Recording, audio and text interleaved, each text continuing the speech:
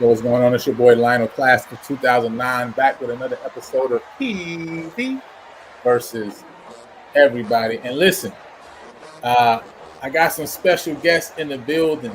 Some special guests in the building. We're going to bring them up in a second, man. Because listen, we got to talk about this reservation for three. All right. We got a reservation for three this weekend. We're going to talk about it. But first and foremost, man, listen, if you're not following us on all platforms, Instagram, Twitter, PV_versus_ everybody, make sure you follow us on both platforms, right? You know what I'm saying? Got some great things going on both. And listen, if you have not done so already, go ahead right now. While you're watching right now, go ahead and like the video. Yes, first of all, I'm talking to you. Yes, I'm talking to you. I know you're watching. I know you be here. I know you enjoy, but you ain't even like the video yet. Go ahead and like the video right now while we talking on your phone. Just go and like the video, all right? Subscribe to the channel if you have not done so. And listen, everybody clap it up for yourself because we done reached our goal of 1,000 subscribers. So y'all already know what we got to do. We got to celebrate the goal, all right? And then we got to celebrate to the next place we're going to go. But listen, shouts out to all y'all for watching the channel, for supporting the channel, for contributing in the way that you contribute. So we appreciate you, man. We reached that 1,000 subscriber goal. And now we're going to keep moving. We're going to keep building up, right? Just like the program building, we're going to keep building as well, man. With that said, listen, when you talk about building, then listen, you can't talk about building without talking about that PV alumni, Jeff McKissick. See, he's a Texas Licensed Loan Officer for Fairway Independent Mortgage Company, and he'll guide you seamlessly through the home buying process. Many of us are unaware of our credit score, our true financial standing, but listen, Jeff will help you develop a step-by-step plan to improve your financial standing, making your dream of owning a home achievable sooner than you think. He understands your situation may not be perfect, but it's okay. The sooner you start the conversation, the sooner he can help you solve issues like credit and student loan debt. So don't let the fear of achieving new heights hold you back. Perfect for getting the home of your dreams, for your growing family, and for hosting PV watch parties. So get started now and taking the next steps towards your new home and the next big step in your life. Don't delay.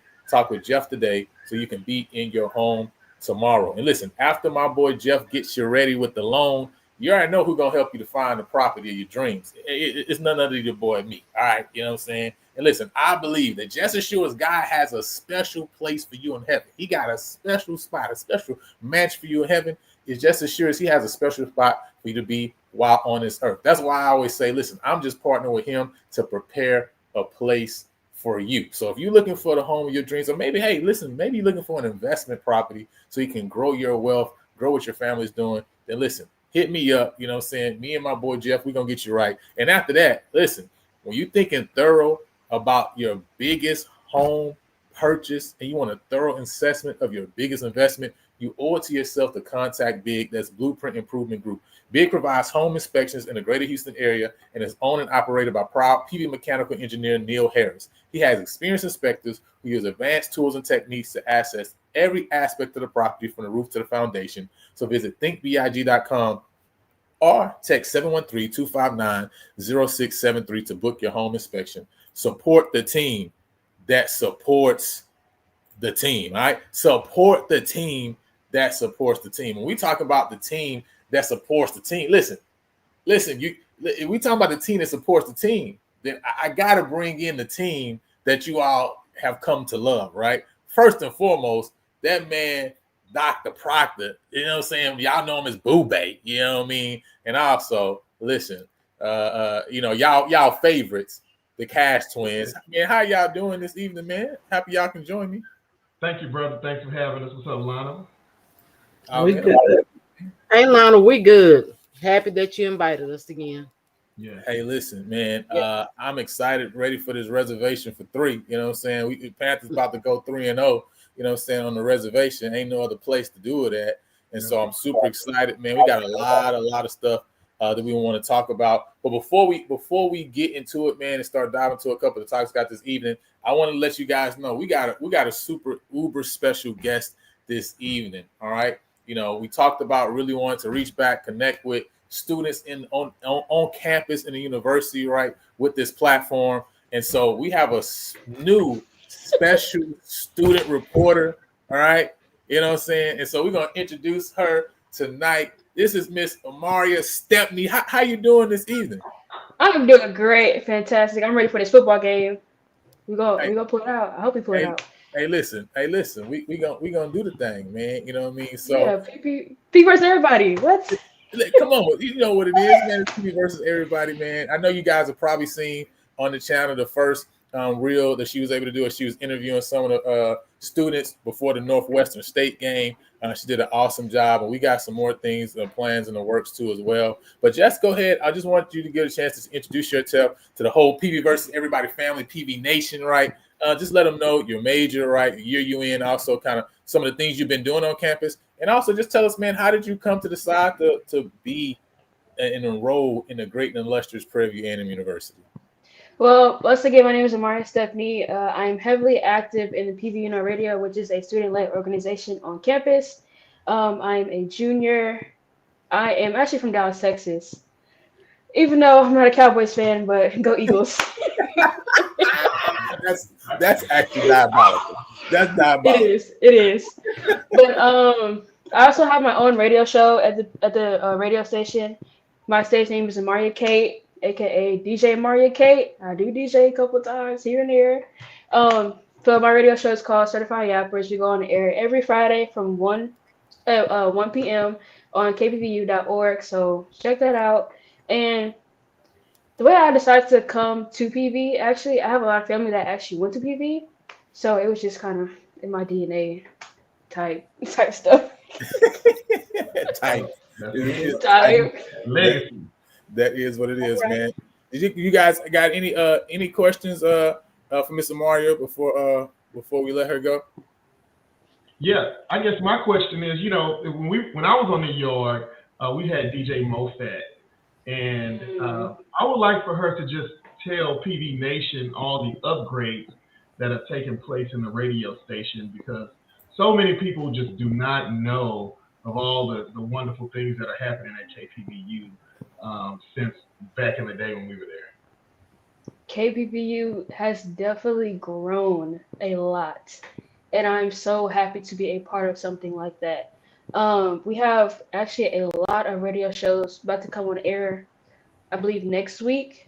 Right now, we have a new GM, Mr. Eddie Robertson, and of course, we always have Mr. Lofton. I love Mr. Lofton. And it's actually a lot going on right now. I'm not sure about what's going on TV side, but radio side, we're getting new equipment. We're growing as a unit really big, and we're doing more. What's some of the new equipment that y'all have? Because back in the day, it was just a small, antiquated, very, very small studio. We have a new board that we use to record on and to go on air. We also have some DJ boards as well that I'm excited about. So it's a new mics. Now they have an actual podcasting center now that they've also put in there too as well, right? That I thought that was super dope. You know what I'm saying? Yeah, that was really live, right? You know what I mean? You can go in there and record the podcast. So they got some stuff. They got some stuff brewing for sure. Well, nice. I do have one question though. Have they repositioned those satellites? I'm not sure about that part. That's one thing I would love for them to do is reposition those satellites, because I hate when I'm driving away from Prairie View and because that music be so good. Yeah. People missing out on PV. You get Texas Southern all day long, but we need to get Prairie View to reposition those satellites, and we'll be cooking with Crisco then. Get some more reach. Baby doing his regular old man dance. Step to the side. And be like, sit down. That's so hilarious. That's so funny. Nah, that's what's up, man. So, man, Mr. Mario, we appreciate you obviously for being a part of the PV versus everybody family. You know what I'm saying? Obviously, this is your platform, so you're always welcome back.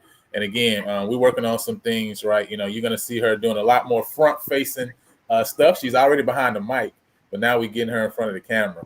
And so I know it's going to be great. You know what I mean? So with that said, man, we appreciate you for joining us. And yeah, man, let's get into our topics for the day. You know what I'm saying? So listen, we talking about Reservation for 3, man. But before we get into the Alcorn game, we got a couple people here. Of course, we wouldn't be a PV versus everybody channel, a live show night, without a Jackson State fan picking a team that we playing, obviously. You know what I mean? So we just started out there early and often, right? We got Alcorn by 1. And of course they here bright and early. You already know what it is. Elvin says new era. Yeah, we got a new era over here. Tell them raggedy streets everybody to go lay down and go to sleep. We ain't thinking about them. The children of the corn. Take the children of the corn. Go to bed. Go to bed, children of the corn. Man, it's so funny. It's too early. So, first and foremost, we did talk about Texas Southern in this radio, but now I just want to get you guys' thoughts, because I'm not gonna lie, even as hated of a rivalry as this is, when I saw this information, I ain't gonna lie, I kind of felt bad. I'm just like, you supposed to have access to a stadium that I thought apparently you put some money up for, right?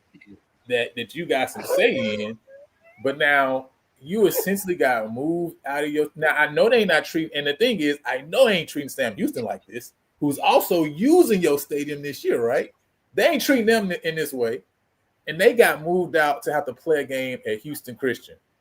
I ain't gonna lie. I mean, just as a brother, because as a brother, as a cousin in the HBC community, I felt bad for them when I saw this information come out. Because at the end of the day, I'm like, you should have access to the stadium that you apparently put in for, and shouldn't have to play a game at Houston Christian. And that's legit. This ain't no knock at T. This is really almost like a, bruh, I don't know what business we did that was wrong here, but we need to fix it, and this needs to never happen again. But what's your guys' thoughts on this, man?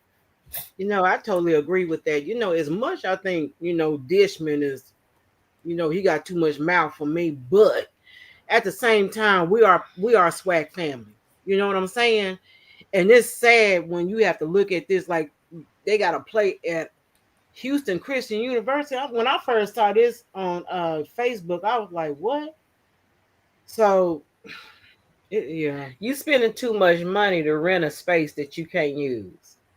What kind of stuff is this? What's really good? They do a refund. This is crap. You do a refund. This is crap. Even though, let me say this, and I'm gonna try to be as nice as I possibly can. Texas Southern is our rival, and they get on my last nerve, always trying to say something about us and ours. We have our own. They do not. But if you paying rent for a space, at the very minimum, you should be able to occupy that space on game day, point blank, period. And it's a shame. I'm with us. It's a shame. So at this point, Texas Southern, hear me and hear me good. Y'all should not open up y'all flapjacks for no reason to say anything about PV in our stadium. I said what I said, and I ain't taking it back. Go ahead. Your turn. Yeah, they need reparations. You right for that. Because they so quick to want to say something about PV and I. We just minding our little black business on the hill. We got a stadium, and even when we had that raggedy stadium, we've always had our own stadium. But this is a shame. I would be embarrassed if I was Texas Southern at this point. Like, we can't play in a little old orange soccer stadium. Where's the line? Yeah, I agree. I think that you go into these agreements so that you don't have this problem, so that you have a home stadium to play in, and that you can fill your schedule with your home games and your fan base. Yeah. Exactly where to go to see you play. In the fall season, obviously Dynamo Stadium, or let's say Dynamo Stadium, has changed its name so many times. But let's just say Dynamo Stadium should have TSU schedule slated for a certain weekend. And therefore, there should be a priority on when TSU will have a home game, and anything that's in a conflict with that should have to find another venue. And so it's definitely unfortunate. I can only imagine what the optics look like for TSU to play Arkansas Pine Bluff at Houston Christian University, Crazy. and the field has Houston Christian on the field, Crazy. and not Texas Southern University, and it's a home game for Texas Southern. It's disrespectful if you ask. But I'm gonna say this, and it's crazy. But I'm gonna say this at this point, as a HBCU, Texas Southern needs to have their own stadium at this point, because the money that they put in renting a stadium, that's money that they could have been putting in owning a stadium. They got to stop giving their money away and start investing in themselves. But see, what I heard was it wasn't even they paying the rent. Apparently they paid money when they was building in order to have access to the stadium for a period of a certain amount of years, is what I was told, right? So that makes it even worse, because you essentially paid as a part of, like, almost like, in a sense, almost like a part owner in the project then, but yet you still don't have what the thing that I hate for them is, like, listen, there should be Texas Southern banners all over the stadium. There should be Texas, even if you're gonna take it down for Dynamo, you need to put it up for my game, right? Like, that's right. I don't really feel like it's a home field advantage, in my opinion, when they play in that stadium, right? You know what I'm saying? And again, it's good for me for the Labor Day Classic, but I'm just saying in general, it's like, it's not, you know what I mean? Like, I feel bad for them, right? Because to me, I just feel like it's a horrible situation to be in. You know what I mean? So. Yeah, and it's unfair also because I remember when the Dynamos were petitioning to build their stadium with the city.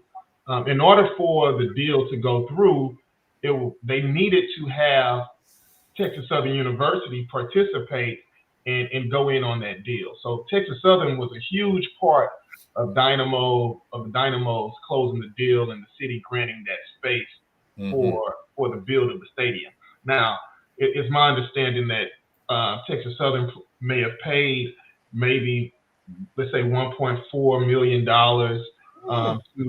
to have, and that was a one-time payment, I think, over an extended amount of time, like 15 years or something. Like that. Yeah. So financially, they had a great situation. However, over time, you can just see how they continue to be, I would say, disrespected by not allowing by the Dynamos not putting their logos in the stadium, not putting their logos on the field. You could just tell that it felt like a rented space and not a home space, like you mentioned. And then this is just completely disrespectful to kick them out of the stadium when they have a home game scheduled, and it's just bad. Yeah, man. Hey, listen, Isaiah just he on it tonight. They in a Suge Knight, they in a 360.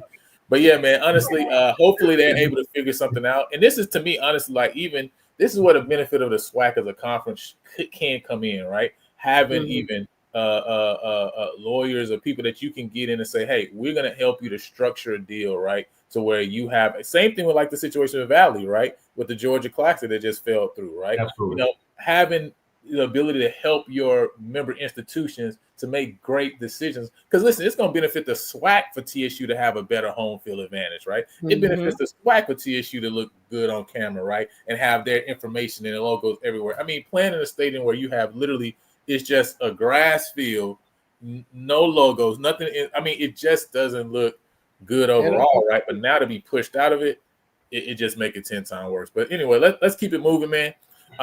You know, this was something that was an awesome exposure, right, to the university, especially to the athletic program, football facility. Many people didn't know about it, so just want to put it into people's eyesight and ears. You know, YouTuber Chris Colbank focuses on sports, right? Sports documentaries about players, also on visiting campuses and stuff like that. And so he visited Alcorn, visited Jackson State, and so listen, we put on the movement to having to visit Prairie View and was able to get him connected with Coach Tremaine and Dr. Cruz over there on campus. He came through and got it done, man. And listen, in 4 days, we already have 24,000 views specifically for this video. And right now we're already in his top performing videos that he's done over the course of the 874 that he got, right? We're literally in the top 12 videos, performing videos for him. It's in 4 days, right? So but it also just shows, right, the power of exposure, and power of connecting and taking advantage. And so I love that we have a department, right, a administration right now in athletics that is willing to take advantage of opportunities like this and see the bigger picture, right? Many people, I don't have the picture up, right, wasn't able to grab it. We just got a new wrap, right, for our own, right, trailer. We've been talking about an 18-wheeler trailer for our football program. We got one with a full wrap now. We've been told, even in this video, we were told that they're going to be doing a new facelift on the whole weight room facility, right? Everything is going to be new on the inside. We get new weights with the new logo, right? And in the offseason, we're going to get a new turf field. So we're getting a lot of momentum just all around the athletic program, man. What's y'all just quick thoughts on just all the exposure and everything that's just going on around athletic administration right now? Because I really see the momentum, not just in the football program, but just in that department as a whole. The momentum is building. It's our time. It's time. She's right. You know, everything comes in due season. Everybody has their due season. This is our time, because in Proctor, you can attest to this. We all was in PV right around the same time, and you have to admit, even though we rocked it out because we had to really survive, but it wasn't nothing compared to what they have now. I mean, that money is coming into PV, the exposure. Let me take it back a few years back. Who knew that the Martin Storm would have had a reality TV show on CW? We getting that. It's our time. So I must say, I'm proud of my alma mater. I'm proud of how the school has really turned a lot of things around, and we as alum, we are pouring into the money. We're getting other monies from other resources. It's putting us on the map. And like, hey, we here and we here to stay. The purple and gold. I bleed it all day long. So that's my take on it. Yeah, for me, it's good to see the receipts, right? You buy season tickets, you donate to athletics, Yes. You give money to the university. It's good to see the money going back to the program. Exactly. Before we even, we're talking about the future, but let's talk about what happened prior to that. We got a new scoreboard, right? That's true. We got the baseball diamond. We got a new baseball field. They extended the softball field too. That's another softball thing. field. Right. So those are receipts that the money is being used properly, and it feels good to see that. I'm not going to name any names, but people talk about how much attendance they have at the game, but yet their facilities are subpar and need to be reconstructed, so on and so forth. So if the attendance is so great, but where's the receipts that the money is being poured back into the athletic program, right? At Prairie View, we can see that from year to year, and that means a lot, right? So when we are campaigning to get people to support the university, it helps that the university is giving us proof that the money is being used for our student athletes and to better the university. And you said a word, Proctor, because the word I didn't even think about the word receipts, but you are absolutely right, because like I said, then those receipts were not being produced back then when I first came to PV. But now, when I step on that campus and I look around and I go back to when I first came in as a freshman, and then I look at the enrollment. Yes. Come on, it don't get no better than that. It's Making moves, man. What started happening was when even when you take it back to when you wrap it back around to when Frazier came in, that's when you begin to see the sports, even with football, we begin to morph into where we started to really compete in all categories. Because I remember listening to one of the sportcasters say, people need to start watching out for PV because they're starting to compete in every category. People need not sleep on PV no more, because they are competing not only in football, but basketball, track and field, softball, volleyball. So, it goes back to what my dad used to say. When you start winning, money starts coming. Mm-hmm. He started recruiting. They started getting those kids in here. They started getting those wins up under their belt. Even if we wasn't getting the championships, with the football, but we were winning. We were competing. And that money started coming. And things were starting to turn around for us. So, and on top of that, look at the fact that you have the Olympics who come to our campus and train.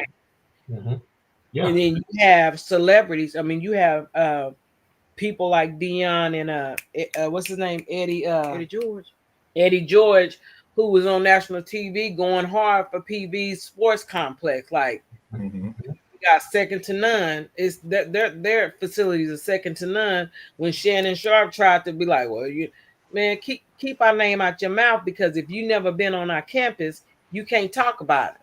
Because that was a time when it used to be stated that Prairie View was the best kept secret in the SWAC, right? It's time out for that. The video that was just produced where it showed our athletic facilities and our trophies, national championships and the success that we've had and the facilities. We have to do a better job at putting our facilities on display, because it not only helps people understand what's going on with the university and its advancements, but it also helps with recruiting. When future student athletes can see our nice facilities, when they become juniors and seniors and we're recruiting them, then they're going to have that memory of what they saw that Prairie View has, and then they're going to want to come up to the campus and visit it and see it themselves and just be wowed once they see it in person. So we have to continue to tell our story and spread the news about what we have on our campus, because we have a lot of things that a lot of other schools do not have, and people just don't know it, and it's time for us to do better at getting the word out about what we do have. No, that's big. Yeah, man. And and speaking about that, right? I want to share this video and just get you guys' thoughts, because talking about the movements, talking about all this thing that's going on, and all the love that's being produced right now on campus, and just with everything that's connected, right? Al Wash and the State Fair Classic Committee, right? They pushed and they said that they were expecting 70 to 75K, right, at the State Fair Classic this year, right? But they've been really to push those numbers up. They've done some different things this year in order to really go out and to make that classic what it is, right? Even with all the stuff that goes around during the game, which we can disagree with, right? But I thought this was an interesting take, right? And I want to get you guys' perspective as you listen to this, because this is from the Mike Reed Show over on Off Script channel. And Mike Reed is a guy who partnered with Al Wash and the team, right, as far as promoting the State Fair Classic. But he shared some interesting thoughts that, I thought were interesting. And so I wanted to get you guys' take on this as you check it out. Now, we're going to change that shit this weekend. Don't worry about it, John. They won't be at number 3 for too long. Prairie View, big win down here in Dallas this weekend. They showed up and showed out. What's up? It was lit in Dallas this weekend for the State Fair Classic. You went there? I ain't go to the game because I had to watch. Oh my God, you gotta be the most non-going into the game person ever. I had to watch them Tigers. Not I had to watch the State Tigers. But Scotty, I ain't gonna lie, they showed up and showed out this weekend for the State Fair Classic. But everybody posting the game numbers, I'm not gonna get into that. Them numbers are I ain't gonna say inflated. It's not inflated, but what's the word I'm looking for? It's kind of tainted because I ain't gonna lie, Scott, the State Fair, they give a lot of free tickets out. Oh, really? A lot of them, guys. Like the high school kids and all this stuff, they give a lot of free tickets out. So listen, it gotta look good. It gotta at least look good on TV. Oh yeah, for sure, Scott. But I'm an advocate of the State Fair Classic. You know what I'm saying? So I can't knock it. But let's calm down, y'all, with this 56,000 shit. Calm down. They said it's 61. They said it's 61,000. Calm. Like I said, Scott, calm down. It's okay, y'all. You know, Prairie View ain't used to no fans in the stands, so Just calm down, y'all.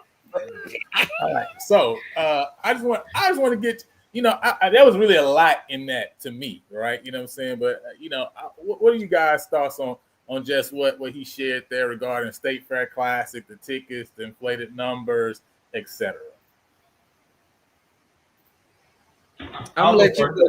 You go first. I'll go first. Okay, no problem. I'm good with it. All right. So first of all, I think that it's hard for me to take information from somebody that wasn't at the game, right?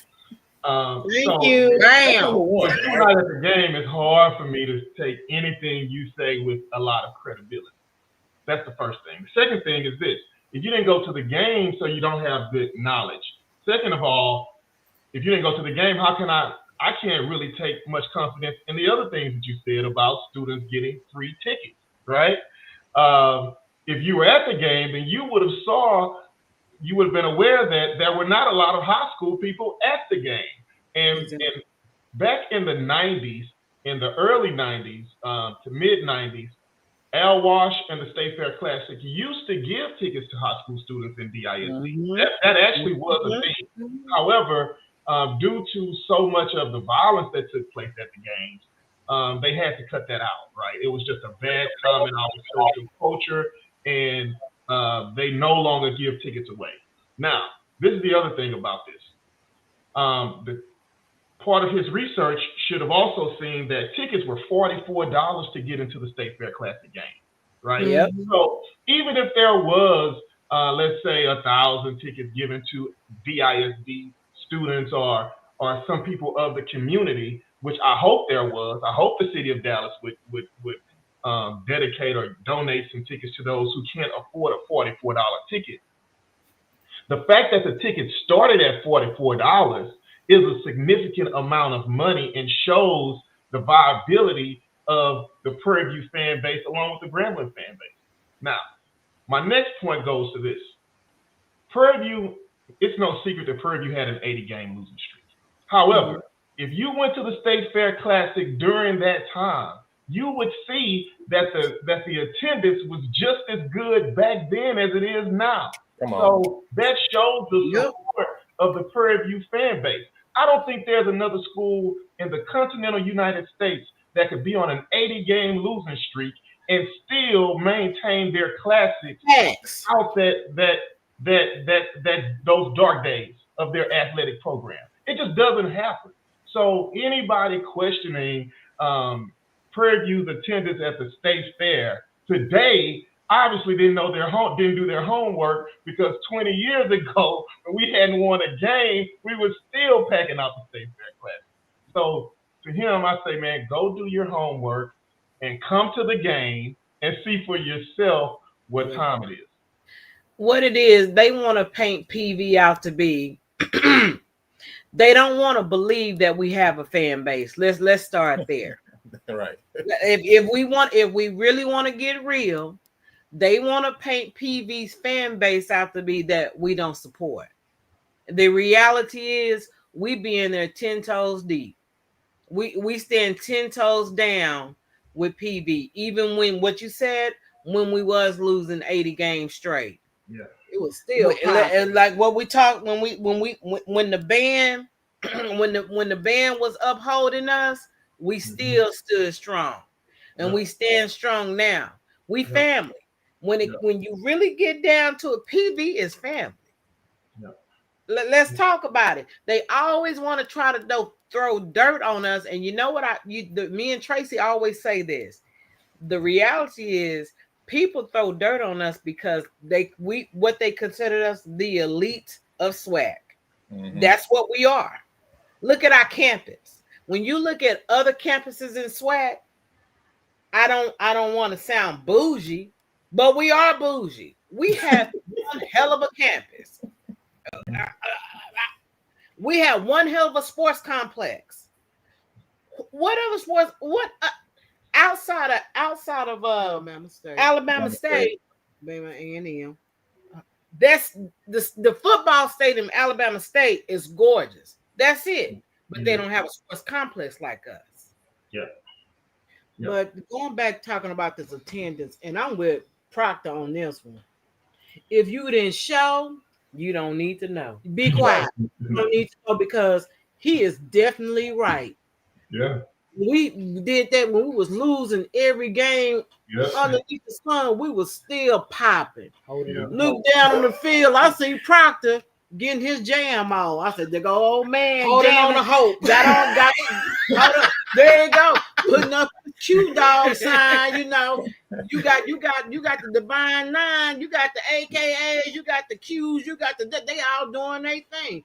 Man, we was kicking it. So at that moment in time, we knew we was gonna lose, but did we care? We came because it was family and the camaraderie. And so what free tickets was given. So Mr. Man talking that yum yam. And this to you because I hope you listening, sir. I'm gonna need you to stop popping your chops. Next time, get you a ticket. And next year it may be $50. Who knows? Because the inflation. But I challenge you to go sit in that stand and see for yourself how PV get down and how Grambling the Cotton Bowl high it is. Because baby, it's second to none. So that's just how I feel. That's my opinion. And I'm done. Now there was a lot of stuff that was in there, to be honest, right? Like, really, if I could take time, it'd be a whole thesis, but I'm not going to do that. The main issue that I got right is this: the main issue. Al Wash, hey, I love what you're doing, right, with influencers. You really gotta think about who you partnering with. Yeah. I mean, I'm just being straight, right? You know what I'm saying? Because in the midst of him saying all this, he's saying, but I'm an advocate for the State Fair Classic, right? Mm-hmm. How do you advocate for a classic that you also poo-poo his numbers at the same time, right? That you also try to explain away why it has done so well, why the numbers have increased and now it's doing over 60,000, right? That doesn't sound like advocacy to me, right? You know what I'm saying? That literally sounds like straight up hate. So how do you advocate for something that at the same time you're literally hating on it at the same time, right? And trying to explain it away. Because you can't, like Jared said earlier, it's not that the numbers wasn't the numbers, but you're trying to explain away, well, this is why the numbers were the numbers, right? Like, well, there's a lot of but you're an advocate. Say hey, baby. Right? But you're an advocate though, right? To me, that already rubs me wrong, right? But it makes sense, right? You're a Jackson guy, but that you're promoting a game that's for the benefit of Grambling and Prairie View. So it already is a little tainted in the first place. There's really no benefit behind it for you because guess what? You probably got free promotion, probably got access to come to the game for free, etc. You didn't even come to the game because it's tainted. You get what I'm saying, right? Like you're an advocate for a game you didn't even come to. Yeah, definitely. It's not in your wheelhouse, right? It's not at the top of your agenda. It's not that important for you. Because you see what I'm saying? So your advocacy to me is a tainted advocate. That whole thing in the first place was, to me, is crazy, right? Because why say any of that at all if you're an advocate of the game? You simply just say, hey, man, we did a great job. Al Wash got influencers and doing this. He's trying to get the numbers to 70K. That's what we're trying to go to, right? And we was able to do a good job this year. But you actually poo-poo it, right? You know what I'm saying? So, to me, that was one of the main issues that I had with just the statements. Because he's gatekeeping for Jackson. That's why. Yeah, I want to say this, though. The State Fair Classic was founded in 1925.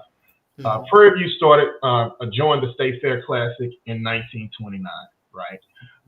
And so the State Fair Classic this year celebrated its 100th anniversary. Grambling joined the State Fair Classic in 1985. So I said all that to say the lineage and the participation of Prairie View A&M University in a classic football game is second to none. Yeah, it's second to none. So when you're talking about that long of a span, 95 years, it's 100 years for the State Fair Classic, but it's 95 years of Prairie View being in the State Fair Classic. Put some respect on that, right? You have to. And we have a very strong fan base in Dallas, Texas, and they support Prairie View football every chance they get. And so, people like that who are uninformed and misinformed and try to take jabs, don't really know what's going on. He should have come to the game, and he could have saw for himself once he looked at the crowd and said, yeah, this is about 60,000, because I promise you that's what he would have said. And you know, it's the crazy thing, you know, right now, the reality is, even FAMU, you know, I just called another podcaster earlier and literally jabbing at him because I'm like, hey, I see that obviously the buses to the moon ain't going there because, fam, you ain't have but 13K. They used to average a lot more than that. So what's going on? Why the attendance dropping off? It's like, oh, because the coach, you know, the coach, they not happy with the coach. It's like, oh, so a year and a half of bad play makes the attendance drop off like that. So I guess that is something that can affect any program then, right? It's not simply that, oh, every program is going to show up and show out. Listen, we already know that ain't how these HBCU work. We done seen ebbs and flow of all these programs. Jackson first home game this year had 13K. Tell me, 13K against Hampton, right? You know what I'm saying? But we proved 61K, you know what I'm saying, at State Fair Classic. Come on, man. It don't make sense, right? You know what I'm saying? But well, also, let's put it in context, right? The State Fair Classic was the same weekend as the Boombox Classic, right? At Southern University. Exact same time, exact same weekend. State Fair Classic, 61,000. There was a reported 23,000 at the Boombox Classic. So maybe he feels some kind of way, right? You can't overlook that. And in full transparency, you know, there have been issues of inflated numbers throughout the SWAC. I've been to games where I'm looking around and I'm like, okay, it may be 4,000 people, and at the end of the day, it's 16,000 reported in the box score of the attendance, and that's a problem that may need to be addressed at the SWAC commissioner level. And so I won't bash schools. I won't go there, but we see you. Right? We absolutely see you. If you follow SWAC football and SWAC sports, you can tell by the crowd, by the noise in the crowd. You're looking in the stand. You can tell by the echo in the band when the band plays and the response. And when plays are made, if it's a packed house or not. It's not hard to tell at all, right? And so especially when camera angles are showing the home side, right? A lot of times if the camera angle is showing the visiting side, then it may be difficult. But when you see that home side, you can see what's really going on. And it's clear when people are inflating numbers, and that happens. I will admit, because watching it on SWAC TV and I can see the crowd, I was like, wow. Yeah, I said, there's a lot of people up in there. So, you know, but, you know, it's disheartening for me when I hear our other fellow SWAC members say things like it was fire, PV did they thing, but then there's the but. How you give a compliment, but then you turn around and then you bash us? That to me, like, come on, you weren't even there. How you know it's fire? You weren't even there. How you know it's fire? He heard it was fire. Somebody told him. He heard it was fire. He heard it was. He didn't see it. He heard it was fire. But I'm looking. Too many people told him it was fire, so he had to say, "Okay, it was fire." That's that part. Like, come on, let's like, I'm over it, like, for real, because like they said, need to go fix their potholes in the street. But I'm just over it. Like, come on, let's love one another. We the SWAC 12 now. Like, can we just get along? Can we just get along? No, we can't get along. Listen, I told you, listen, there ain't no such thing as SWAC. It's fake. It ain't real, right? Unless we talking about academics. We talking about academics in school, of course, right? You know what I'm saying? It's HBCU. But not we talking about sports. Ain't no such thing as SWAC love. You know the attendance police. Everybody knows Jay Staters are the attendance police. They're gonna show up with their badge. I'm all about giving credit. Let's move on to the next topic. You know how that goes. Yeah, I know. JSU. That's all. Like, listen, that's all I need to worry about this year because they ain't winning no championship. But with that said, hey man, listen. I want y'all to hear these comments from Coach Jermaine Jackson from the coaches show. Thought this was an interesting question, right? Obviously came off that Texas Southern game to UTRGV, and you could tell there was a little lag, right? You know, he spoke about that a couple weeks ago about how we got to get better as not just as a team, as coaches, but as a fan base of letting games go, right? I want y'all to hear his response to these two questions that was asked to the coaches call, because I just love his response to both of these questions, and just want to get you guys' thoughts real quick from this. Going into Alcorn, most people would consider this game a trap game.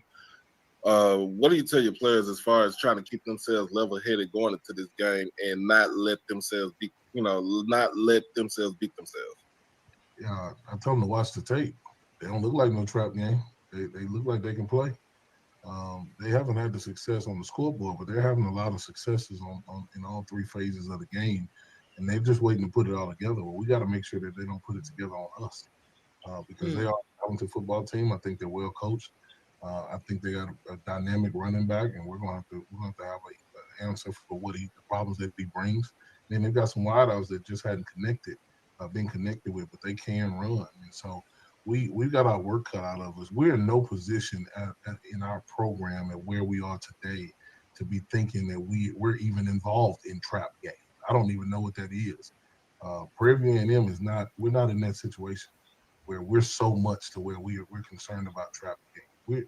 We're trying to win day to day, play to play, make sure we get this program to where we say we want it to be.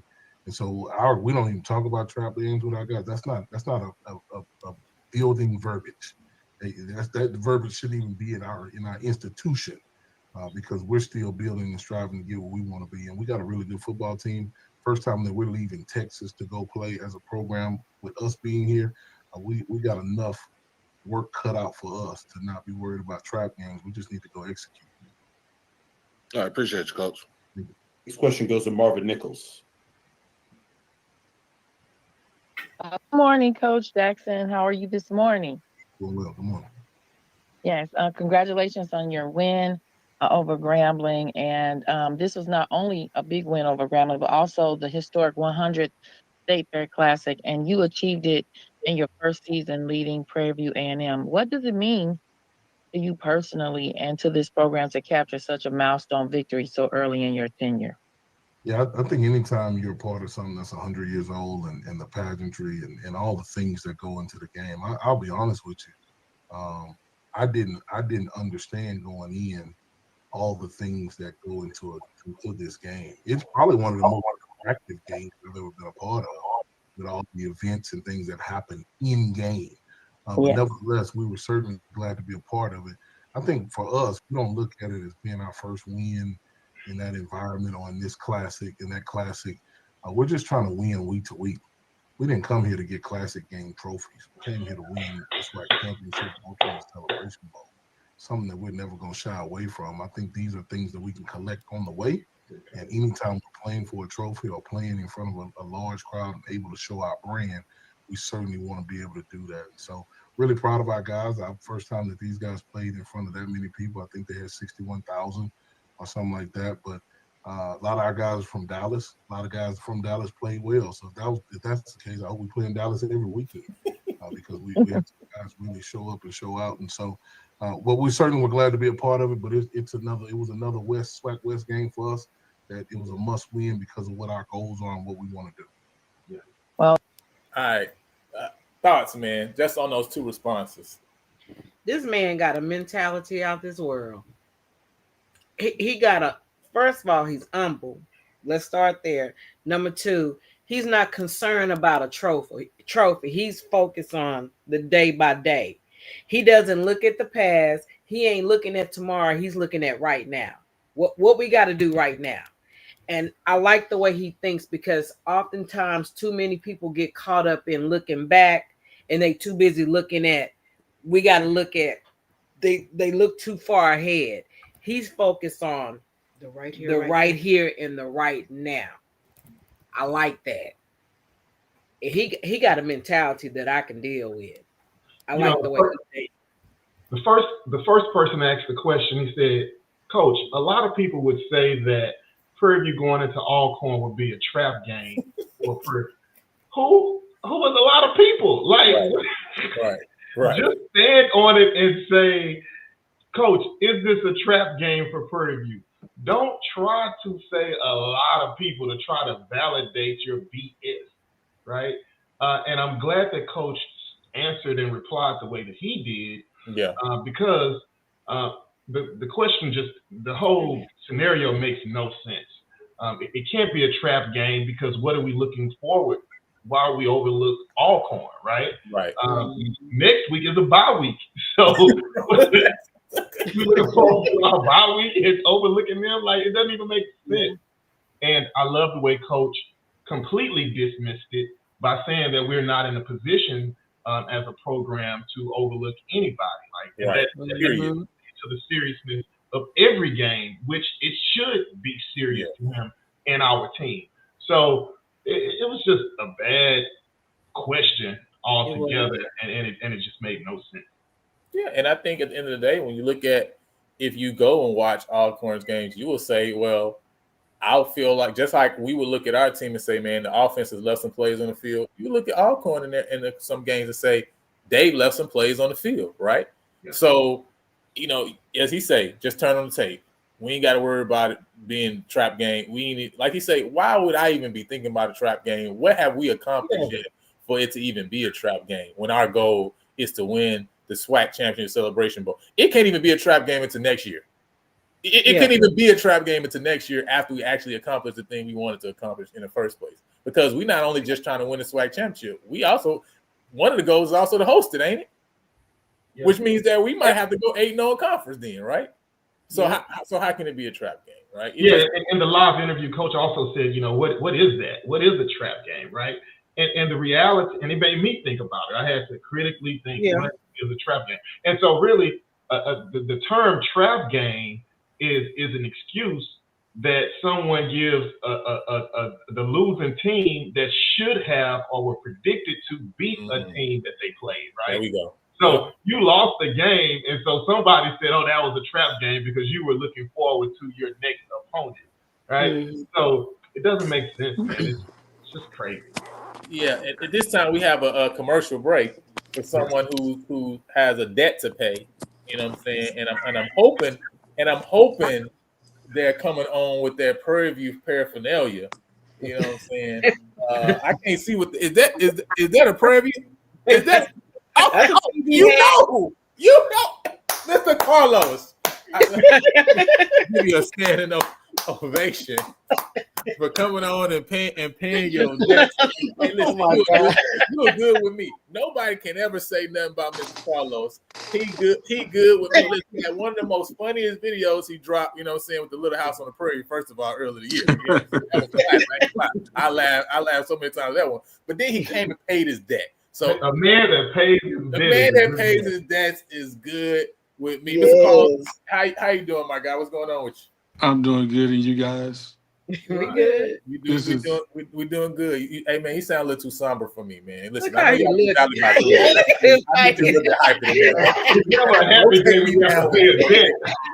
don't take me down with you.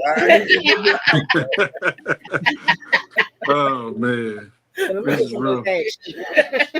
He says rough, man. How you feel right now where you guys are? 1-1, you know what I'm saying? End of the day, you got out of Itabena, and that's what matters, right? Later on, that's all that matters. Remember that. You know what I mean? Yeah. We're just gonna see. You got to take it one game at a time and wait for you guys to slip up. We pretty much still got the same. We pretty much got the same schedule. It's like that. That was a mighty long time. You're gonna be waiting for a long. You're gonna be waiting as long as G waiting to take a shower, okay? Because you're gonna be waiting a long. And when we don't slip up, we gonna make the stakes even greater. You got to come on with the PV skirt. What? No. Listen, you know that. Hey, you can opt out of that one, okay? I appreciate that. You ain't gotta listen. That ain't. I appreciate that one. Oh my God! Yeah, we do have the same schedule. It was interesting, right, to see at the beginning of the year. Texas Southern and Prairie View had the same schedule. That's why I said, man, I thought who won that game would have the key in the SWAC. Well, I'm Mr. Carl. I know you probably a little bit more down on your team right now, right? Me personally, I kind of feel TSU has kind of been disrespected a little bit right now out in the just media streets. Because I think, especially on defense, I think offensively, right, you guys are still trying to really figure out what your identity going to be. Mm-hmm. Defensively, you guys have been solid, though, right? And so I personally actually feel I went on another podcast and I was like, man, the TSU disrespect is kind of crazy right now, right? Because I actually still think if I'm looking at the SWAC West, I still think TSU is the second best team in SWAC West, right? When I'm looking across the board. I mean, do you feel that way? Do you feel different? Yeah, I feel that way too. I just think they just need to get the offense rolling. If the offense get rolling, it'll be easy. But why have you guys not established the run? To me, I feel like what I've seen Prairie View do this year is say, hey, we wanted to go with an air raid attack. We see that right now. We maybe not have what we need all the way around to make that the full focus, but we got a stable running backs and a solid offensive line. So and quarterbacks that can run. So we're gonna kind of go in a different direction. But I haven't seen TSU to me make that decision, right? And almost like the same time when Body was there, right? To where you guys had Body and a running back and you didn't lean into it. You know what I mean? Like it's kind of weird, you know? I think you gotta put together drives. Your drives can't be too many 3 and outs. You know what I mean? You can't go 3-11 in the game and you talking about you want to run the ball. That's hard to do if you going 3 and out every time. But and if you actually, myself personally, I don't think running is their best weapon. I think throwing the ball deep is their best weapon. They have a lot of success throwing the ball deep. They had a lot of success with probably about 3 or 4 pass interferences against Preview. They beat Cal down the field a couple of times. They just couldn't put the ball in. They did it against Lamar. They did it against Valley. Yeah, Valley. They throw the ball deep very well. They just won't. They just don't do it. I got you. Well, man, we're gonna see then. Hey, while you up here, right? I do have my HBCU top 10, so you can also give your comments, your thoughts on this as well. Just running through it before we go into the preview for the Alcorn PV game. I got Jackson one. I'm interested in hearing his thoughts on the UAPB game. Go ahead. Yeah, what does he think is going to happen? We gotta wait and see. UAPB look pretty good right about now. They don't look as bad as a lot of people think they are. Man, I tell you what, I don't think Valley that bad. I think Valley about to probably win 1 or 2, 3 games. I agree. But you got to play every game tough. And people keep saying the West is weak, but hey, they ain't lining up over here in the West and playing. I think that's a misnomer, right? I think that's just a talking point that people have used. If we're really honest, in the last 4 years, it hasn't been that the West is weak. It's really been that the best team in the conference has been in the East, and they were by far the best team for the last 4. That's just for the last 4 years. The best team was Jackson, FAMU Jackson, and it was pretty clear, right? With FAMU the second.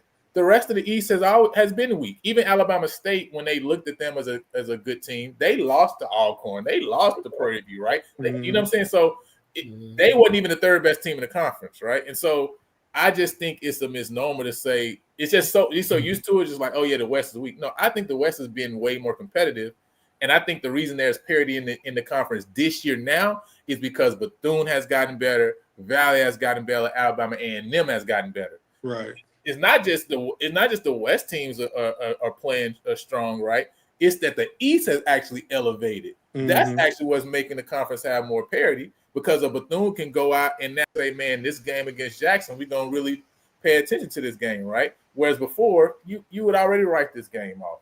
So to me, that's what the difference is. But I just think that's something that people say just to say. And it's almost like, man, I'm so used to saying, and these people say it, so I'm going to just say what they say and believe what they believe.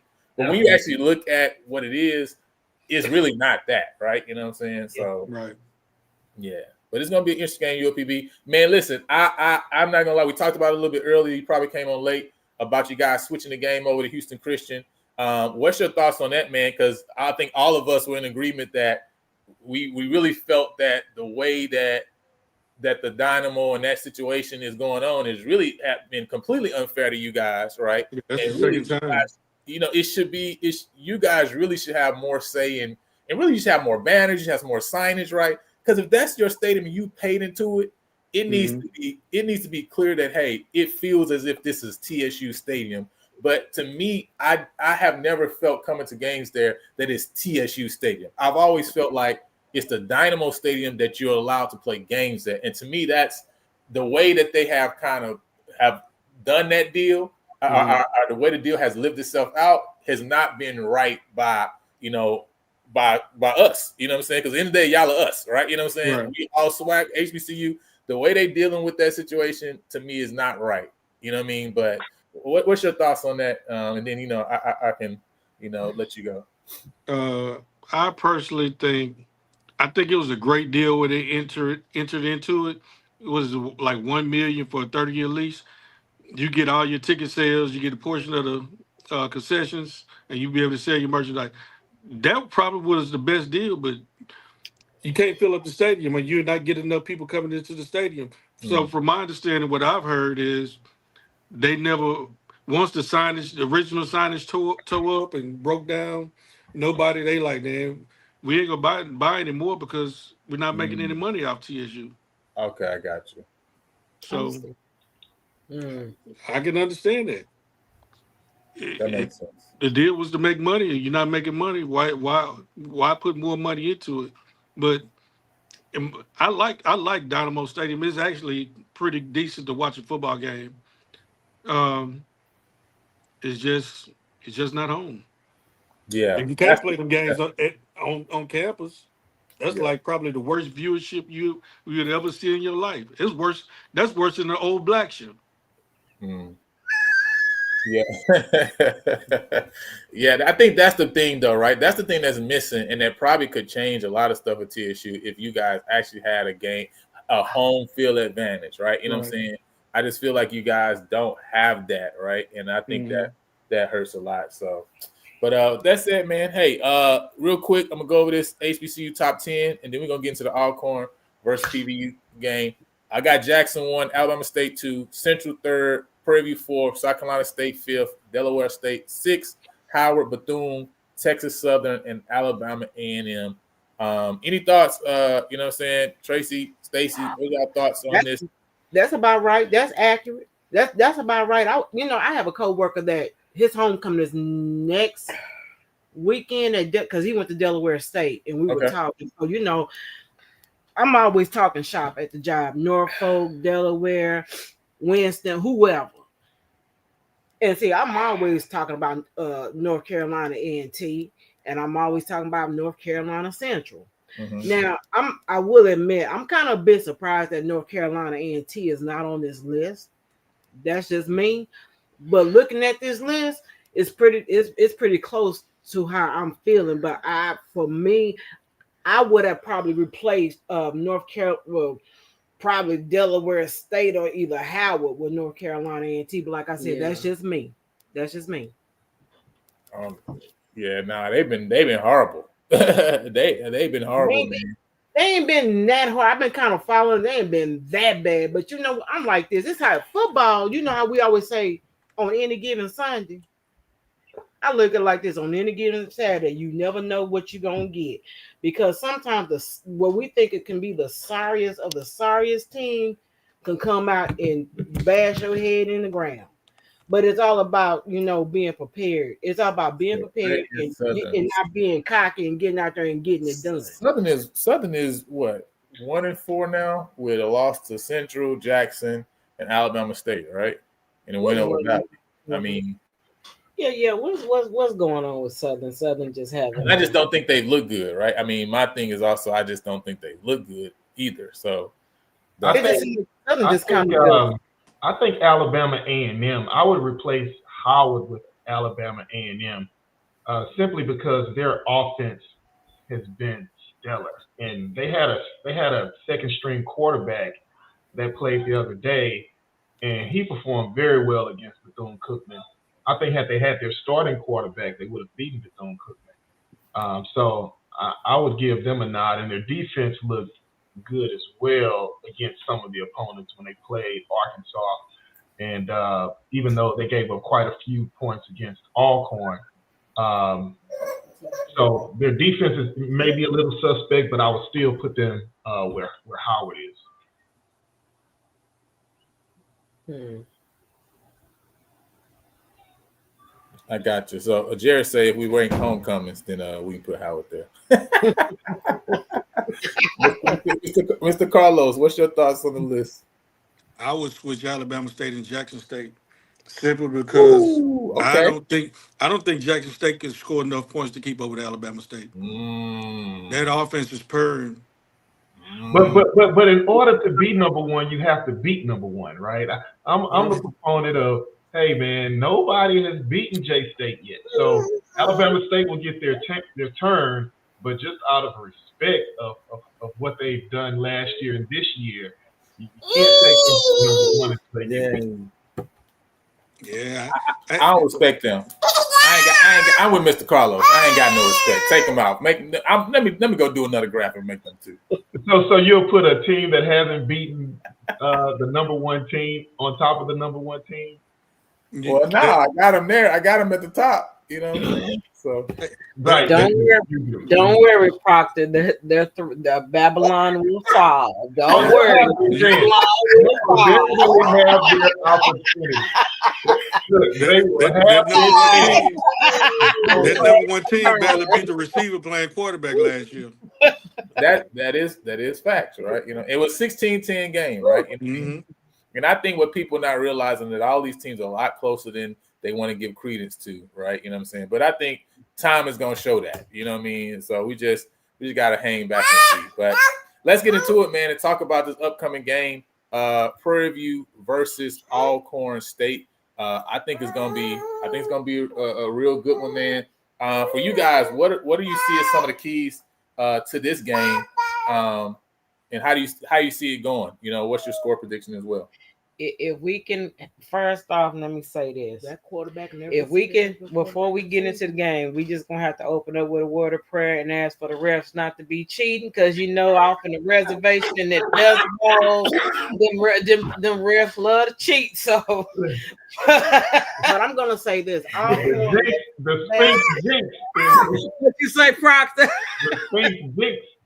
You know, I ain't lying. But I'm gonna say this: the defense gonna have to really bring the noise at this point, because let's be clear, Alcorn got a nice quarterback. They got a nice receiver. They got a nice running back, receiver, whatever he is. That defense, I gotta give it to PV. I was quite impressed when they played Graham. That defense just. My problem is that offense needs to gel a little bit more for my liking. I'm gonna tell you why I say what I say. Yeah, the quarterback. You know, the quarterback. Which one, Carter or Peter? Both. Okay. Both. But I'm not gonna lie. If I have to do a toss up, Carter is my choice, because he's a little bit more agile with it. Peters, he go out there and do his thing, but for me, Carter, he's a little agile. But that defense. Boy, if they put a hurting on that offense, them refs they might as well just go and pack their little old raggedy duffel bags and go home, because it's gonna probably be game over after that. But like I said, this is gonna be a good game. It's gonna be close. So I can't really say if PV got it or if Alcorn got it. It's gonna either way it's gonna go. But like I said, that defense gonna have to really hold tight. I think what will really take it over the top of PV. I like the fact that PV's penalties have really cleaned up. Yeah. And I think that's what's really going to help them, because we know in the past they were the penalty kings, and that was what killed them so much, and it would make it so easy for them to be called on so much. But I'm with Tracy. Their defense, they come in and they shut it down. But this is something that I don't like, though. They leave that quarterback open a little bit too long for me. Like when I was watching them against Grambling, I'm like, why is this quarterback? He's given too much time to assess the play, to assess the field. He should have been sacked a long time ago. And Tracy, I know I got on her nerves the whole time they were playing, because I'm like, doggone it, he's standing too long for me. Y'all should have been on him by now. But where it counts the most, that defense. Prairie got a cold defense. I ain't gonna lie. But I need for them, when it comes to that what is it I'm trying to say that next person when she get her thought. Go ahead, Proctor. Go, Take away the Proctor. show. When it's gonna come, go ahead, Proctor. Well, I think that in order for us to win and be successful on the road, we have to do what we've done in our past few games, right? We have to win the turnover battle. Yeah. We have to control, like she just mentioned, we can't have a lot of penalties. We have to win the penalty battle. And I think that it's imperative for us to be productive on third down, right? So I think if we can do those three things and keep the chains moving, then we're going to be tough to stop on the offensive side of the ball. We will allow our defense to get proper rest to come out and compete on the other side of the ball. And I would also add that if we can also shore up on our special teams, we still had quite a few returns against the Grambling game that were brought back to the 40-yard line, and that's just too much, right? Those things can be swing opportunities for an opponent that's hungry and that's playing at home. And so we have to do that. I do believe as just mentioned, I think our defense has been playing lights out. I think it's second to none in black college football. I think that if you look at our productivity, considering the fact that Rice had a stellar run game and they were a Power 5 team, that's what pretty much hurt our defensive statistics. Outside of that, we statistically have one of the best defenses in the country, when it comes to black college football. We turn the ball over. We don't need a lot of pressure on the quarterback. We're rushing 3 and dropping 8. We just need to make sure that we continue to have our DBs be in the positions that they're supposed to be in and that we don't give up chunk plays. So I refrain from predicting scores ever since the Texas Southern game. But I definitely think that we will come away with the win. I'm hoping that we can jump out early and put Alcorn in a position where they have to pass the ball.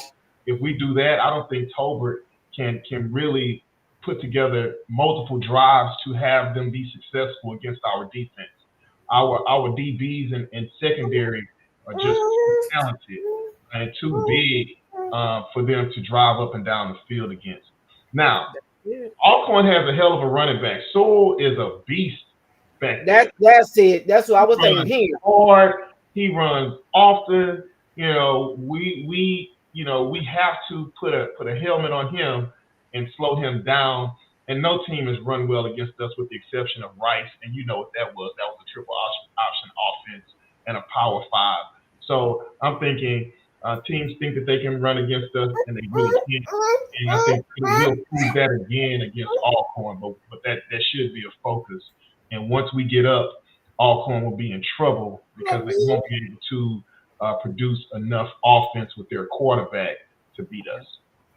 The one thing I will say that I am impressed with this team this year versus what we got last year, I love how PV adjusts a whole lot quicker than what they did last year, because you're gonna agree with me on this. You know how last year, how you would see that the opponent, how they would constantly run the same plays, and we like, okay, Stevie Wonder, we already know what they're gonna do when you're gonna adjust, but this team here, they see it, and before you know it, bam, they own them, they adjusting. That right there is what's key, because they shut them down. They don't let that crap keep going and keep going and keep going to the point where we're like, well, damn, I'm sorry, well, dang, when you gonna adjust? What you gonna do? This Tremaine, he awesome. This man, his coaches come in like, hey, this is what they getting ready to do on this third down conversion. He gonna step back, and this is what they adjust real quick, and that impresses me. And I'm like, okay, y'all getting it, because y'all see exactly what they getting ready to do. Y'all reading these plays, y'all understand what's getting ready to happen, and I'm noticing that they're starting to gel even more with each definitely. each game that they play, they're starting to gel. They're becoming more and more cohesive, and that's the main thing that I be looking at. Like these Yeah. boys, damn. Yeah, and I seen, like Israel said, Jackson hasn't played his best ball yet, right? I think Mhm. that's pretty clear about this team, that they still have not played a complete game yet. But each game, you've seen them get better and better. And Yeah. so, I'm expecting that we're gonna at some point in time over these next few weeks, we're gonna finally see a complete game, both defensively and offensively. But Mr. Carlos, what's your thoughts? What's your keys to this game, man? And how do you see it going? For the purple and gold bowl, We'll go. We'll win. yeah, one of the purple and gold teams gonna win. But for me, You know what? we know PV can run the ball, right? You got Bingham and you got big old McDowell back there. McDowell reminds me of Eddie George. He runs like Eddie George to me. I don't know if anybody else, No, you're right. peep that. But for me, it really lies in the hands of the quarterback. Because I came down to the what was that, Northwestern game? Yep. He's good anything within 10 yards, but it seemed like anything over 10 yards, he struggled a lot. He wasn't sure. That one pass he threw in the end zone, the man was open early. If he would have threw it early, it would have been a Right. touchdown. But he held on it too long. Maybe he didn't see him. I don't remember. But for me, that's for PV. I think y'all that's if he have a bad game, that's the only way you guys can lose. Yeah, I got you. I see Ty's in the building. What's going on, man? Thanks for joining us.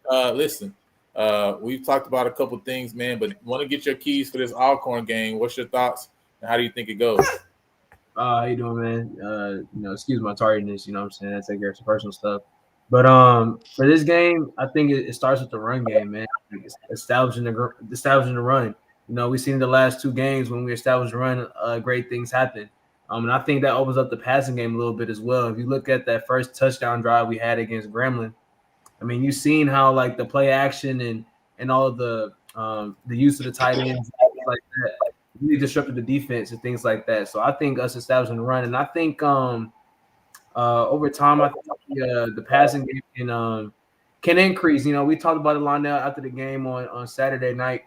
You know what I'm saying? Like just having the quick games, things like that, throwing some quick slants, whatever, getting Tevin Carter, a little some confidence, right? Throwing the football instead of having those must, passes, things like that on third down and things like that. But I think if we establish a run, that opens up the whole rest of the offense. And the offensive line has been doing their thing the last couple of weeks, and I expect them to continue to do that. And I think we'll be fairly well, against who hasn't looked good this season. That's my thoughts. Yeah, when I'm looking at this game, man, I think it's some interesting stats. One thing that you see is Jalen Tolbert on the year right now, 68 for 123, 637 yards, 2 touchdowns, and 4 interceptions, right? So he's somebody right now who's putting the ball in harm's way, which again leads into what Prairie View, what we like to seek to do, right? And get the quarterback to kind of force their hand. Also, when you look just offensively and defensively, Alcorn State right now has the worst offensive efficiency in the conference at 95.9%. And can you guess which defense has the highest defensive efficiency right now? Prairie View A&M University. Prairie View A&M University, right? 118.9%, right? And so, again, that's two sides of things right there, right? When you look at the passing game, both of them are really close to each other. Prairie View 171 yards a game, Alcorn 161. But when you look at the rushing difference, I think that is something that's really interesting. That even though you have a running back like Sewell, Alcorn is only averaging 151 yards a game right now, whereas Prairie View right now is averaging 197 yards per game. With the previous 2 games both going for over 200 yards, obviously one going for over 300. And so I really think the key is really going to be in that, obviously, the running game. Prairie View does a really good job. They've done a really good job in their FCS game and really stopping the run. When you look at UTRGV, they had a little more running yards than you would like them to have. But when you look at the first 3 quarters, we did a great job of really keeping the run at bay. It was really that one run from the running back, and then the big one that the quarterback ran and actually got them in scoring position that win the game, right? That's what ended up hurting us, right? But when you look at the other previous 2 games, that's something we did specifically very well, is stopping the run, right? And so when I look at the keys to this game, first and foremost, right, I think running back room, Sewell versus the combo of McDowell and Bingman, right? Who has the better game? And I think just from an offensive line standpoint, Prairie View offensive line, and what they're able to do, I think we're going to win that battle off of the turnover, right? Turnover chain, right? Who is able to win a turnover battle? And then special teams miscues. Alcorn over the last few years been very bad in special teams. Prairie View is struggling in the kickoff right now. Who make plays off the other team's miscues and the special teams is going to be big.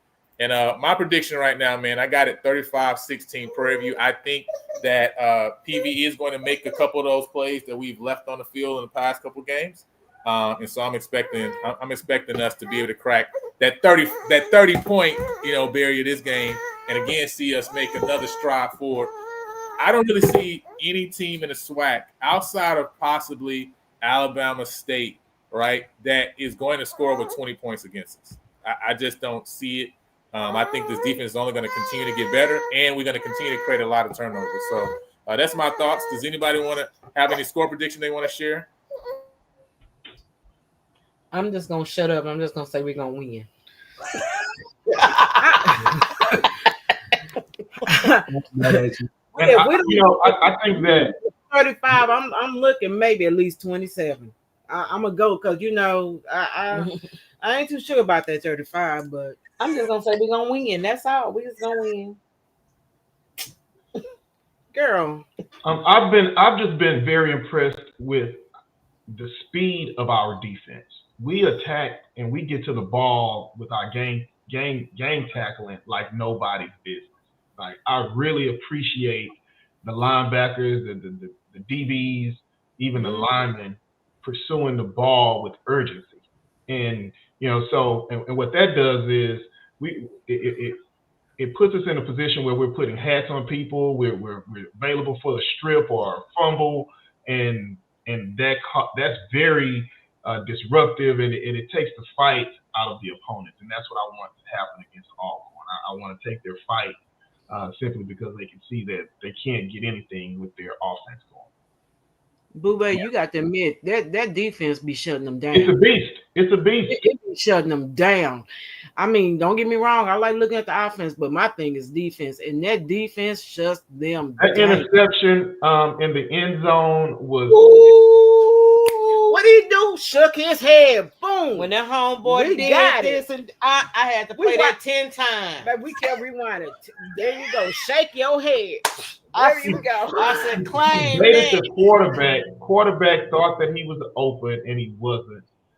And he went and picked the ball off, and it was a must.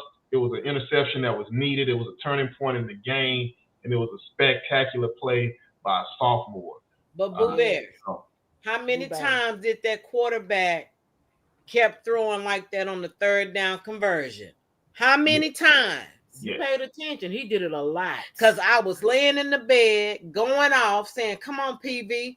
Watch. I said, because I told Trent, I said, watch, on the third down conversion, this boy is going to step out the pocket and throw long fast. And I said, Prairie View is going to have to hurry up and adjust. If they don't, he's going to throw a touchdown. And I'll be dog on that third one. I said, watch him come out the pocket. Boop, boop. And as soon as he did that, Prairie View was there. Homeboy threw up his hand. I said, ow. Yeah. They adjust. So Eric Zachary is from Kingston High School. So he's a Dallas kid, inner city Dallas kid.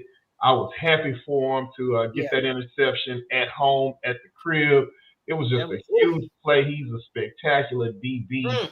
Great size, great speed, great hands, great eyeball control and placement.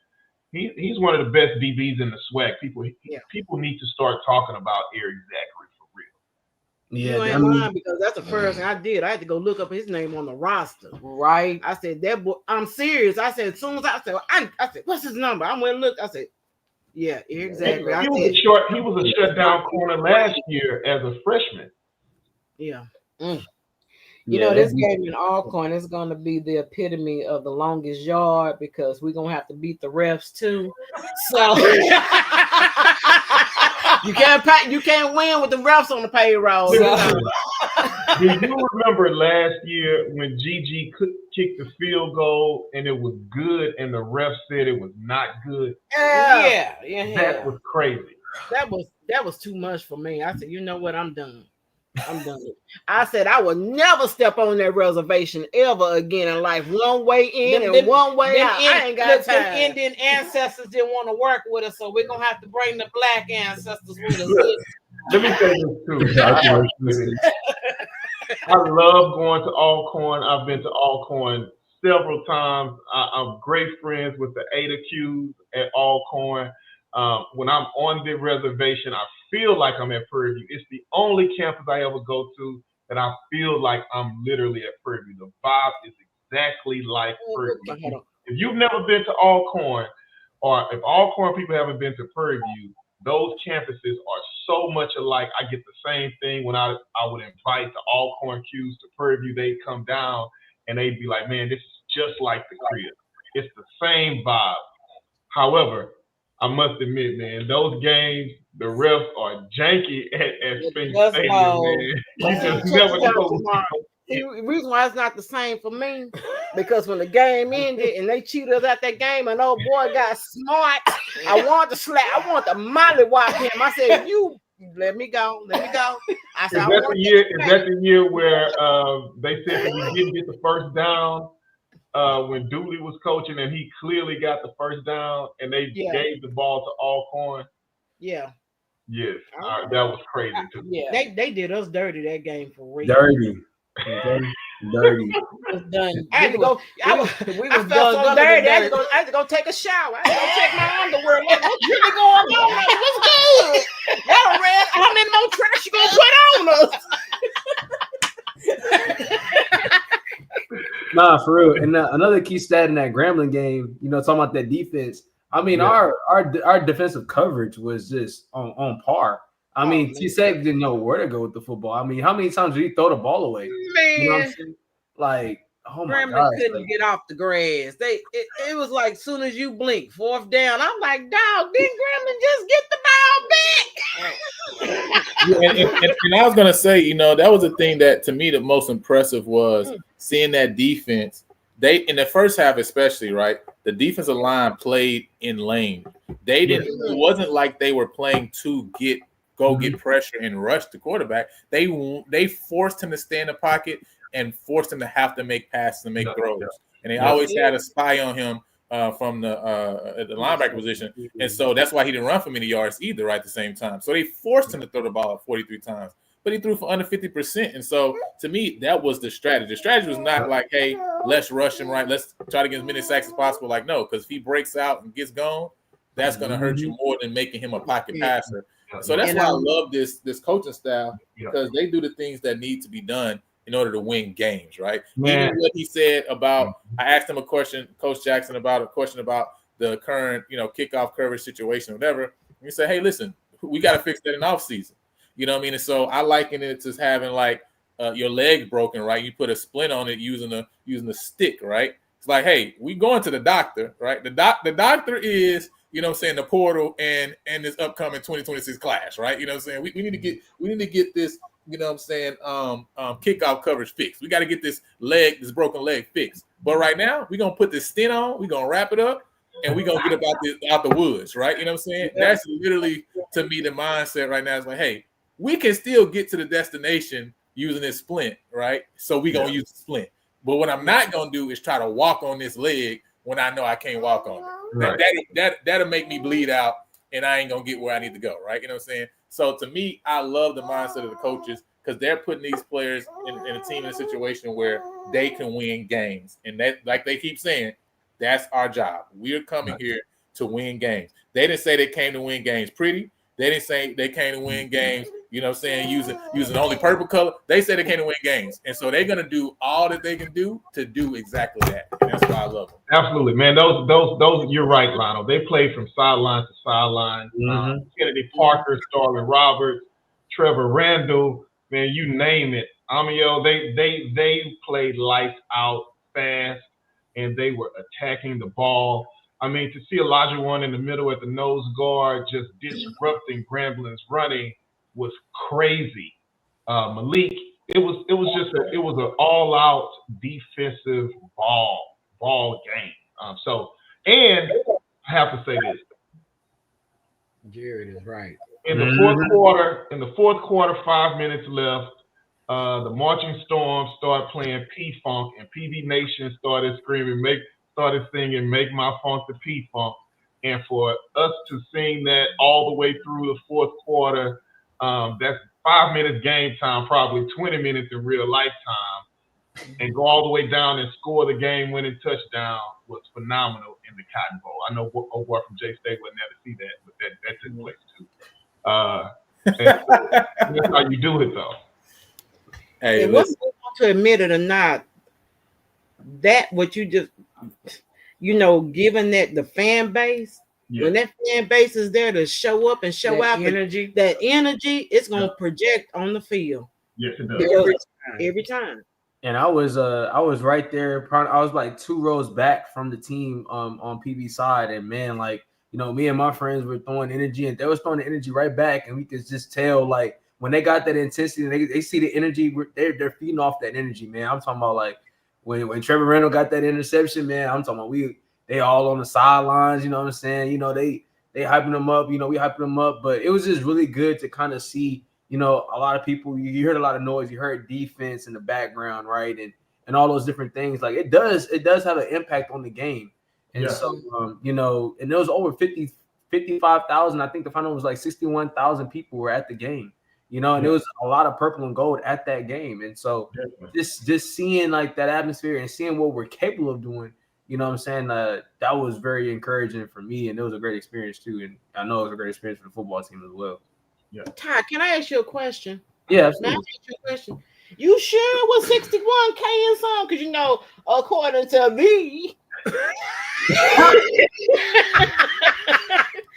free tickets was given out. So that's a lie. According to me. I mean, I'm not gonna lie. It was a lot of people at the game. It was. It was. We saw it. I'm not gonna lie to you. I was in the front, so I'm worried about what was on the field. You know what I mean?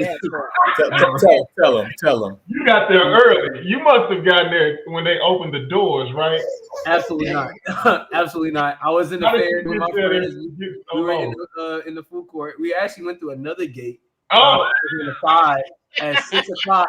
Went down there, went straight down the thing, and then went straight down the middle, right on near the 50, and then there's a lot of people, but you kept going down, and they're like, "Hey, it's an empty spot over there, on the right side." So we go down there, and it was open. So we sitting there. It's like 6:05. We right there before kickoff. Wow. Right the team, and it was nice.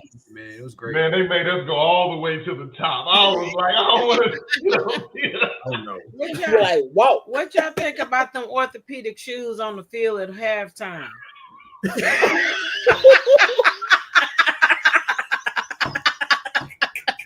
Oh Lord. Y'all know we got a clown every time we get over here. The remedials was performing in orthopedic shoes, all this wondering. The baddest band in the land, and I was just one, hey, carrying that bass drum go. But anyway, I'm just gonna say this about our quarterback. Y'all be laughing. I love that Carter. Carter is an aggressive quarterback because I love how that boy is not afraid to take off with that ball. Mm-hmm. And if he ain't afraid to go run that bad boy in the end zone. If he see the opportunity, he be like, man, let me go and hit this trick play real quick. Bam, mm-hmm. He gonna take it in. I like that. And that's what opens up the offense, right? Having Carter at abilities to be able to run the football, right? Mm-hmm. With McDowell, with Benman in the backfield, open up the offense, right? Running that play action, right? Having the tight end coming on the backside, right? You know what I'm saying? Throwing that, in the red zone, like that he has another dynamic to the game running wise. You gotta account for him. I have to say this. Another key to the game is that for the game coming up, is that we have to capitalize on our scoring opportunities. Yeah, Ojo dropped the wide open touchdown from Carter. We could have gone up 21-3 against Grambling in the second quarter, which would have blown the game wide open. You cannot drop that pass. That pass has to be caught. He had the man beat by 5 yards. The ball was on the money. That should have been a touchdown. 10 yards, not even 5. You made me take my specs off of that when you said a word preach. You ain't lying. Because I was he drops the ball. Grambling goes down and score, and we're up 14-10. I mean, I think they keep the field goal, but anyway. 14-6. Yeah. 14-6. And now we're in a dogfight. If he catches that, we go up 21-3, and we're running away with that game. We have to capitalize on our opportunity. Yeah, and this is why I believe that this is going to be. We've seen improvement each week, right? Yeah. And so that's why I think we're going to take that next step and put Alcorn away a little bit earlier, right? We saw the Northwestern State game. We allowed them to stay in it enough to even make it a close 3-point game, right? Even though we were clearly right a step ahead of them, right? It should have been closed out earlier. And so even though we didn't make the plays to blow it open at Grambling, I was excited to see that we still made plays enough to open it back up and make it a 2-score win. You know what I'm saying? So that shows me like, okay, we're still making strides. We're making steps and improvements 1 week in, 1 week out. The wide receivers just got to play better just to end all EBI, right? Yeah, the quarterback got to play better. But, man, if the receivers play better, we still winning games by 2-3 scores, right? You know what I'm saying? Because they play well enough for us to be able to do that. You know what I mean? Yeah. And so I think we're going to see that, man. Cam Bonner has been getting into the action. I saw Jacoby Banks get a reverse this past game. Just the fact that they was able to scheme that into the play calls, knowing Grambling's defense is very aggressive and use it very early on, that lets you know that, man, these coaches have been paying attention and can put some great game plans together, man. And so what about the tight end Jones once he gets the ball and he gets busy in the open field? I mean, he's 6'6". And he runs like he's 5'10", right? So he's probably getting 2 or 3 targets a game. He needs to get 4 or 5 targets a game because he's that much of a difference maker. And he has the mismatch. There's no linebacker or DB in the SWAC that can hold him one-on-one. That's an opportunity right there. That's right. Absolutely. And I'm waiting on that. Stop leaving money on the field. I need for y'all to pick up that change. We need to quit leaving some money on the field. And that's what they Hey, listen, I like Coach Jackson. He said in the Thursday coaches show that, we've been living check to check, what I mean, in games. I love that analogy too. We've been living check to check, but listen, we ain't gonna live like we broke no more. You know what I'm saying? We ain't living check to check no more, right? We're gonna put these teams away early, you know what I'm saying, get it done. So but man, with that said, man, y'all got any last thoughts, any last words for this reservation for 3 this weekend? Well, number one, you could at least did you have to do prayer view like that? Put that old ugly reservation hat on my prayer view boy. You could at least put somebody all corn. I mean, come on, do better next time, Lyle. Well, in the Native American world, right? You know what I'm saying? Don't be using don't be using that old ugly Indian hat on no prayer view. Don't do that. But in the Native American world, when you conquer the other nation, right? You know what I'm saying? You wear the headgear, right? Of the chief. I don't want to hear it, but anyway, I just want them to go down. I don't hear it. I just, I'm just, what? We're going to leave it to the gridiron because this is what I strongly believe from what I'm seeing.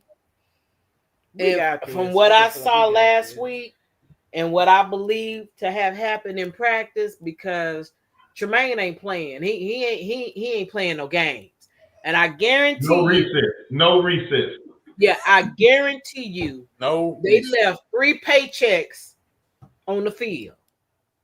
They left 3 paychecks on the field.